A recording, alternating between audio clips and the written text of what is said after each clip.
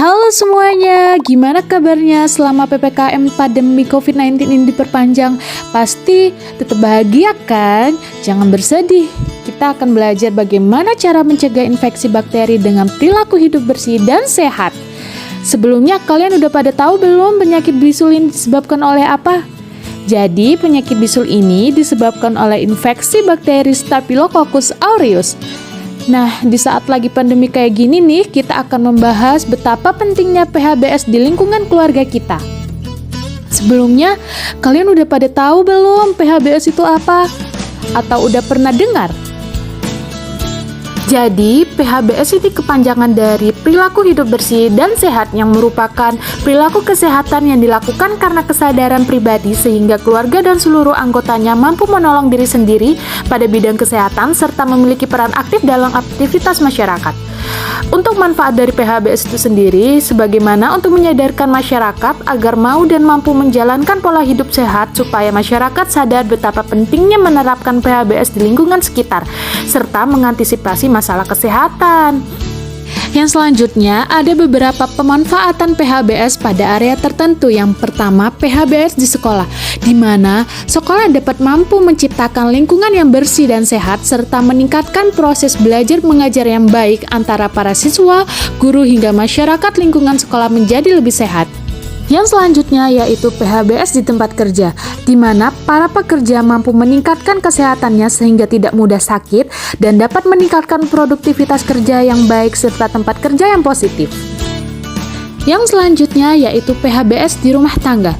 PHBS di rumah tangga ini sangat penting loh, apalagi di masa pandemi sekarang, karena anggota keluarga akan terbiasa untuk menerapkan pola hidup sehat serta anak dapat tumbuh sehat dan tercukupi gizinya. Yang selanjutnya yaitu PHBS di masyarakat, di mana masyarakat dapat mampu menciptakan lingkungan yang sehat, mencegah penyebaran penyakit, serta masyarakat dapat memanfaatkan pelayanan fasilitas kesehatan dan mampu mengembangkan kesehatan yang bersumber dari masyarakat itu sendiri. Ada beberapa indikator PHBS pada tingkatan rumah tangga. Yang pertama, persalinan yang ditolong oleh tenaga kesehatan. Langkah tersebut dapat mencegah infeksi dan bahaya lain yang berisiko bagi keselamatan ibu dan bayi yang dilahirkan. Selanjutnya, pemberian ASI eksklusif, di mana kesadaran mengenai pentingnya ASI bagi anak di usia 0 hingga 6 bulan menjadi bagian penting dari indikator keberhasilan PHBS pada tingkat rumah tangga.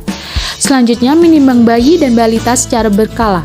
Praktik tersebut dapat memudahkan pemantauan pertumbuhan bayi serta dapat memudahkan deteksi dini kasus gizi buruk. Yang selanjutnya, cuci tangan dengan sabun dan air bersih. Langkah ini merupakan pencegahan penularan berbagai jenis penyakit karena berkat mencuci tangan yang bersih, tangan kita bisa bebas dari kuman. Ini dia tata cara mencuci tangan yang baik dan benar dengan menggunakan 6 tahap selama 20 detik. Yuk kita simak. Yang selanjutnya yaitu menggunakan air bersih, di mana air bersih ini merupakan kebutuhan dasar yang sangat penting untuk menjalani hidup sehat. Menggunakan jamban sehat. Jamban merupakan infrastruktur sanitasi penting yang berkaitan dengan unit pembuangan kotoran dan air untuk keperluan pembersihan. Selanjutnya, memberantas jentik nyamuk. Nyamuk merupakan faktor berbagai jenis penyakit dan dapat memutus siklus hidup makhluk tersebut menjadi bagian penting dalam pencegahan berbagai penyakit. Selanjutnya, konsumsi buah dan sayuran. Buah dan sayur dapat memenuhi kebutuhan vitamin dan mineral serta serat yang dibutuhkan tubuh untuk tumbuh optimal dan sehat. Selanjutnya, yaitu melakukan aktivitas fisik setiap hari, di mana aktivitas fisik ini dapat berupa kegiatan olahraga ataupun aktivitas bekerja yang melibatkan gerakan dan keluarnya tenaga. Yang terakhir, yaitu tidak merokok di dalam rumah. Kenapa? Karena perokok aktif dapat menjadi sumber berbagai penyakit dan masalah kesehatan bagi perokok pasif. Maka dari itu, berhenti merokok atau setidaknya tidak merokok di dalam rumah dapat menghindarkan keluarga dari berbagai masalah kesehatan. 11 gambaran PHBS yang harus dilakukan setiap hari. Yang pertama, yaitu mandi. Mandi harus dilakukan minimal 2 kali sehari untuk menjaga kebersihan kulit kita agar terhindar dari segala jenis bakteri yang menyebabkan penyakit kulit. Ketika kita mandi, kita akan terhindar dari segala jenis bakteri, contohnya Staphylococcus aureus, sehingga tubuh kita menjadi sehat. Selanjutnya, mencuci rambut atau keramas. Mencuci rambut dilakukan 2 kali seminggu untuk menjaga kebersihan rambut dan kulit kepala agar terhindar dari segala jenis bakteri. Ketika kita tidak keramas, kita akan terkena infeksi bakteri Malassezia glonnosa yang akan menimbulkan ketombe pada rambut. Yang selanjutnya yaitu membersihkan hidung. Membersihkan hidung setiap kali mandi untuk menjaga kebersihan hidung dari terbebas dari virus dan bakteri seperti virus corona. Ketika kita membersihkan hidung, maka kita akan memudahkan dalam proses pernafasan. Yang selanjutnya yaitu membersihkan telinga. Gimana membersihkan telinga setiap kali mandi untuk menjaga kebersihan daun telinga ataupun luar telinga agar terhindar dari segala jenis bakteri yang dapat menyebabkan telinga lembab. Ketika daun telinga kotor dan lembab, hal tersebut disebabkan oleh bakteri Staphylococcus aureus sehingga telinga kita terinfeksi. Yang selanjutnya yaitu menggosok gigi. Menggosok gigi minimal 2 kali sehari untuk menjaga kebersihan gigi dan mulut serta untuk mencegah kerusakan gigi. Bakteri tersebut dapat menginfeksi gigi. Ketika kita tidak pernah gosok gigi atau jarang gosok gigi, maka bakteri akan masuk ke dalam mulut kita dan akan menyebabkan kerusakan gigi. Yang selanjutnya yaitu kesehatan mata. Menjaga kesehatan mata dengan cara mengatur intensitas cahaya pada saat membaca dan membaca dengan jarak 30 cm dari objek baca. Ketika kita membaca terlalu dekat dengan objek dan intensitas cahaya yang kurang, maka mata kita akan terkena atau terjadinya rabun. Yang selanjutnya yaitu mencuci tangan dengan sabun. Mencuci tangan dengan sabun untuk menjaga kebersihan tangan agar tidak ada bakteri yang menempel pada tangan yang dapat masuk ke dalam tubuh kita. Seperti contoh ketika kita membuang air besar dan kita lupa mencuci tangan dengan sabun kemudian kita makan, maka bakteri tersebut akan masuk ke dalam tubuh kita. Memotong kuku. Memotong kuku dilakukan 1 kali dalam seminggu untuk mencegah adanya bakteri yang menempel pada kuku yang panjang. Bakteri dapat masuk pada saat menggunakan tangan langsung. Ketika kita tidak memotong kuku kita, kemudian terdapat sisa bakteri yang ada di dalam kuku tersebut dan kita makan tanpa sendok, maka kita akan terkena infeksi dan dapat menyebabkan sakit perut atau diare. Dan selanjutnya yaitu menggunakan alas kaki. Menggunakan alas kaki sangatlah penting karena untuk menjaga agar kaki tidak terkena bakteri dan menjaga kaki agar tidak tertusuk benda tajam. Ketika tidak menggunakan alas kaki, kemudian kaki kita terkena besi karat, maka kita akan terkena infeksi tetanus. Yang selanjutnya yaitu kebersihan pakaian. Menjaga kebersihan sangat penting karena pakaian merupakan salah satu aspek tempat menempelnya bakteri dan virus. Contoh, pada saat pandemi sekarang ini, kita harus menjaga kebersihan pakaian kita agar tidak menjadi faktor terjangkitnya virus corona. Ketika pergi keluar rumah, kita terkena debu sehingga banyak bakteri yang menempel pada pakaian kita menjadi kotor, kemudian kita pulang tidak mengganti baju, maka kita akan mudah terkena penyakit. Yang selanjutnya, makan makanan yang bergizi seimbang atau 4 sehat 5 sempurna. Makan makanan yang bergizi seimbang sangatlah penting untuk menjaga kesehatan dan imunitas tubuh.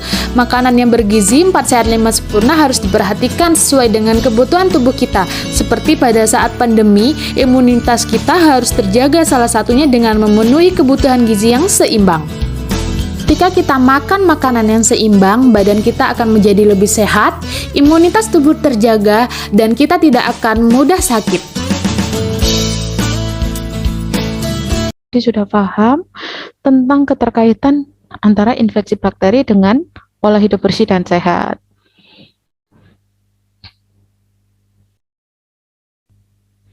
Jadi ini ada perilaku hidup bersih dan sehat.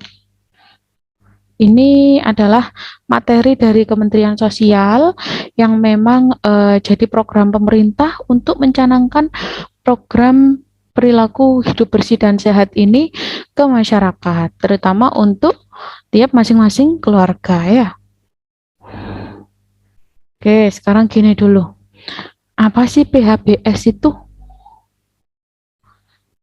Perilaku hidup bersih dan sehat itu adalah wujud dari hidup sehat dalam budaya perorangan, bisa juga dalam keluarga, bisa juga pada masyarakat.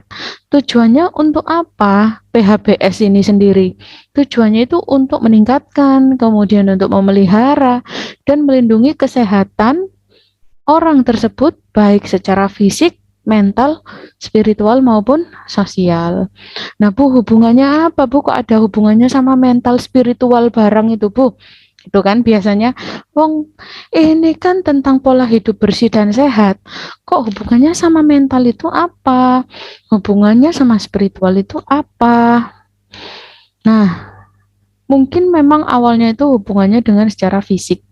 Jadi ketika kita tidak memberlakukan kepada diri kita sendiri untuk hidup bersih dan sehat, maka otomatis akan rawan atau lebih rentan terkena penyakit, terkena infeksi bakteri. Benar seperti itu kan? Nah, ketika kita sudah terinfeksi oleh bakteri dan fisik kita sudah mulai terganggu, nah, saat itulah mental kita, spiritual kita itu bisa terganggu juga.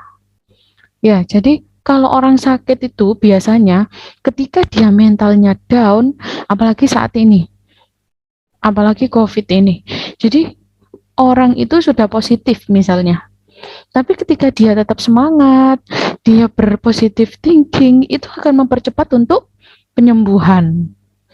Berbeda dengan orang yang terkena penyakit, kemudian mentalnya down, tidak punya semangat untuk sembuh. Nah, itu sangat mempengaruhi tingkat kesembuhannya.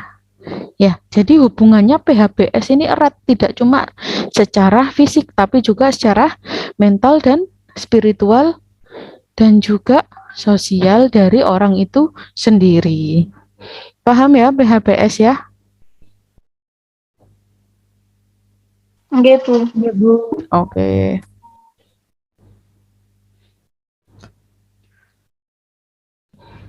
Kemudian perilaku hidup bersih sehat itu tujuannya adalah untuk memberikan pengalaman belajar, kemudian bisa juga untuk menciptakan suatu kondisi bagi perorangan bisa, secara berkelompok bisa juga untuk satu keluarga. Caranya bagaimana? Dengan membuka komunikasi, informasi, dan mengedukasi untuk meningkatkan pengetahuan, sikap, serta perilaku untuk mau mempraktekkan perilaku hidup bersih dan sehat. Nah, ini yang susah. Untuk memulai misalnya nih, kebiasaan baik itu kan memang susah dimulainya. Mengawali sesuatu itu memang susah, Nak. Tapi ya gimana caranya supaya perilaku hidup bersih dan sehat itu bisa kita terapkan karena memang sangat berpengaruh.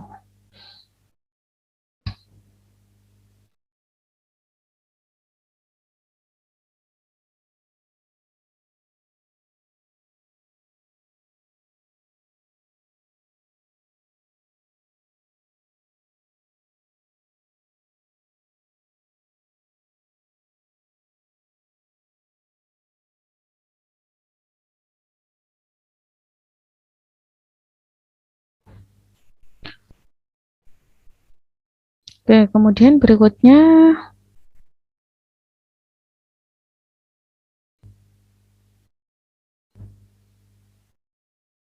manfaat PHBS. Manfaatnya itu secara umum nih ya, untuk meningkatkan kesadaran masyarakat agar mampu dan mau menjalankan hidup bersih dan sehat. Kemudian kenapa? Karena hal tersebut itu penting untuk dilakukan agar masyarakat sadar dan dapat mencegah serta mengantisipasi masalah kesehatan yang mungkin muncul. Beneran. Jadi kalau misalnya PHBS ini bisa diterapkan oleh masyarakat, maka di desa itu, misalnya masyarakat di suatu desa ya, maka angka kejadian penyakit di desa itu akan bisa ditekan. Jadi PHBS ini memang sesuatu yang penting dan berpengaruh dalam munculnya suatu angka kejadian penyakit di suatu desa. Nah, implementasinya PHBS itu di masyarakat nggak hanya secara sosial aja, tapi bisa di berbagai tempat. Bisa dilihat ya, itu ada di sekolah, itu wajib menerapkan PHBS juga. Kemudian di tempat kerja, di rumah tangga atau di rumah sendiri bersama keluarga. Selain itu juga di masyarakat. Nah, ini contohnya di sekolah. Jadi PHBS kalau di sekolah itu merupakan kegiatan pemberdayaan siswa, guru, dan masyarakat lingkungan sekolah. Jadi nggak cuma siswa guru aja. Kalau di sekolah itu kan biasanya ada siapa lagi nak selain siswa dan guru itu? Halo? Ada temen. Mm-mm.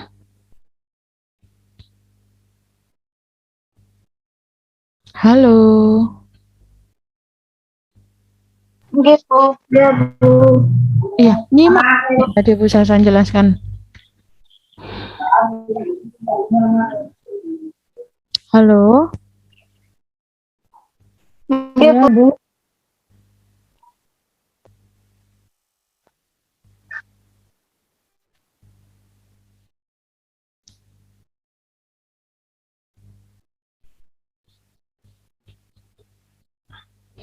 Ya, jadi kalau di sekolah itu tidak hanya siswa dan guru yang menerapkan PHBS ini,